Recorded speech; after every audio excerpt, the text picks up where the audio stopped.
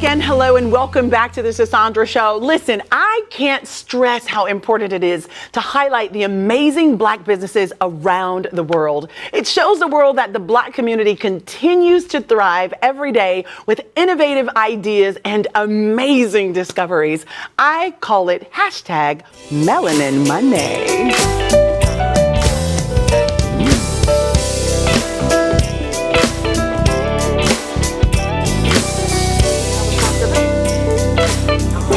Yes. So everyone, today I am joined by Ashleigh Offord, who is the founder of Emporium Beauty Supply.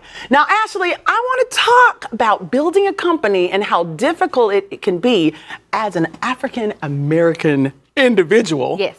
Just not even a woman, just African American in general. What made you decide to open a beauty supply store? Well, as a little girl, I've always loved all things beauty. And my beautiful parents, they've owned a beauty supply store when I was younger. So I just wanted to follow in those footsteps and open the store as well. And to have the products that are catered to us actually be sold by us. Oh, and I love that. assist them, yeah. So by us, for us. Yes, ma'am. We love that. Yes, That's yes. our motto. Yes. So what was the journey to opening your beauty supply store? Now, you had your parents there, so they were great role models in business as well as just helping you understand. But what was your journey after saying, hey, I want my own? Yeah, so it was up and down. There were like pros and cons to it. Getting the accounts was kind of hard because a lot of the things are still, the products and the hair are not owned by us. So being that it's not owned by us, we still have to go through the steps of going through other minorities to get the accounts, to get a location, to have the funding. Wow. So it was up and down. But once I got my foot through the door, I was like, You were thank God. yes. In like planned. So, yeah. So was it difficult for funding for you? Was the process of it very difficult or challenging or more challenging than you thought it would be?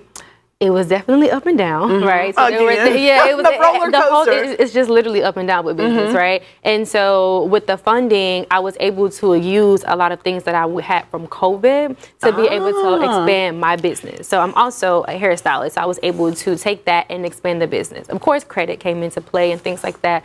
But yeah, that's what the journey Wow. was. So you have a lot of vendors that supply you with all of the products that you have. How do you get them to do that? How does that work? So you have to find, if you see like a pack of hair or a piece of product, you have to see who is the actual manufacturer, and then you have to reach out to that manufacturer and see who's that owner. It's a process. They don't make Very it where tedious, you can just, it sounds like. Yeah, and you have to really look for the vendors. You have to search the product and see who owns this, and then how can I get an account with them. And once you get it, then it's a thing of, do you have the minimum? Then yeah. And I believe we read you have how many products in your store? Oh, I have hundreds. Hundreds. So you literally reached out to hundreds of people. Not hundreds of vendors, just a few vendors. A few vendors that gave you. Oh, that's good. I was like, good Lord of mercy. Who's doing all your phone work? Right, That's no, amazing. me. So what advice would you provide to others who desire to open a beauty supply store? I would say definitely make a plan, strategize, know the area that you're looking to be in, make sure there's a need for it, right? Because we know there are several beauty supply stores in different areas. Yes. So you want to make sure, like, is there a need in that area?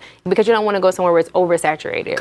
right? So you want to go where you can actually get business. So have a plan, make sure your funding is secure, get those accounts, and just kind of go from there, and get a business coach if you can. Get a coach, get someone that can walk you through it. And that would be my advice to give to someone. Thank you. Yes. And for marketing, what would you consider would be a great marketing advice to others? Because, I mean, people look at you and your success and they want to be successful as well. So I think mentoring and giving back and sharing information is so priceless to people. So for marketing, what would you say to someone who has a beauty supply store and now you've got to market all of these products that you just got from your vendors? You call them vendors, right? Yeah, they're basically. So being on social media for one, two, Google sends a lot of business my way, right? Really? Yes, so you're able to put your business on there. People will search. They're always looking in the area, like where's the closest beauty supply store? Also going to networking events. I go to a lot of networking events. I meet a lot of people, and I also go to businesses and let them know that we're that you're beauty here. Supply. Yeah, so that's amazing. Something that I love to tell everyone to do. Well, networking is something that we talk about so much. Network for your net worth. Yes, ma'am. So you just confirmed that yet again. Yes, ma'am. Well, we wish you continued success. Thank you for coming on the show. All of your information is located at the bottom of the screen. So y'all make sure you're checking Ashleigh out. And thanks again for joining us.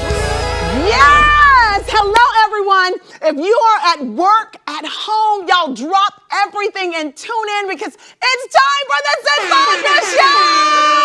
Yeah. Listen, I'm just kidding. Don't y'all get fired. Don't drop everything at work. Listen, speaking of fired, y'all